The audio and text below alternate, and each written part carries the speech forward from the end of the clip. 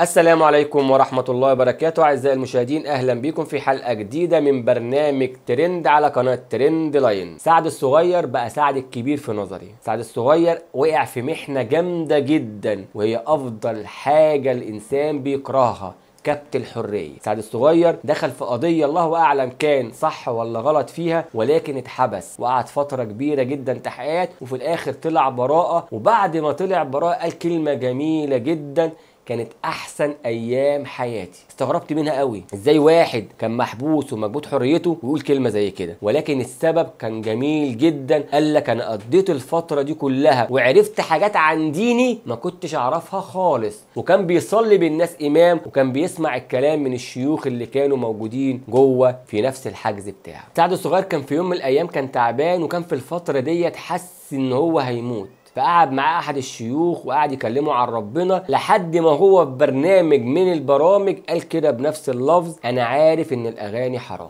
وفي لقطة تانية لو شفتوها اكيد تابعتوها، لما كان عند المقابر وقال كلمة ممكن تكون دي اصلا سبب هدايته، ان ربنا اراد ليه ان هو يعزله عن البشر ديت. قال بنفس اللفظ: هو انا دلوقتي ممكن في الدنيا وانا عايش ابني جامع واعمل مستشفيات خيرية؟ ده برضو رسالة لاحد الناس اللي بتعمل اعمال خيرية في رمضان، وتجري هنا وتجري هنا وتتصور هنا وتروح هنا وتقول لك انا بعمل خير. المصدر الفلوس كان ايه؟ سعد الصغير لما كان قاعد في الوقت دوت كان قاعد عند التراب، قال انا ممكن اضحك على نفسي دلوقتي واوهمها ان انا لما ابني جامع بالفلوس بتاعتي اللي انا كاسبها من الاغاني او من التمثيل انا كده بعمل خير. بس قال لما اجي اخش ابني قبر اللي انا هخش فيه واتحاسب على كل جنيه انا كسبته، انا بجري ورا رقصات، انا بغني ورايا رقصات قد كده وناس بفرق، هل الفلوس دي حلال؟ هل لما ابني بيها القبر ده واخش اسال جوه ملكين هيسالوني سؤال: جبت فلوسك دي منين؟ هقول لهم ايه؟ الراجل لما فكر في الكلام ده ربنا اراد ليه ان هو ينعزل عن الناس دي خالص فتره، عشان يطلع يقول الكلام الجميل ده اللي احنا سمعناه. وقال لك انا كنت اتعلمت حاجات في ديني ما كنتش اعرفها. كان بيقرا القران وتعلم قراءه القران اللي كان ممكن قبل كده كان بيقراه خطا بدون احكام. اوعى تفكر ان لما ربنا يبتليك بحاجه هو شر ليك.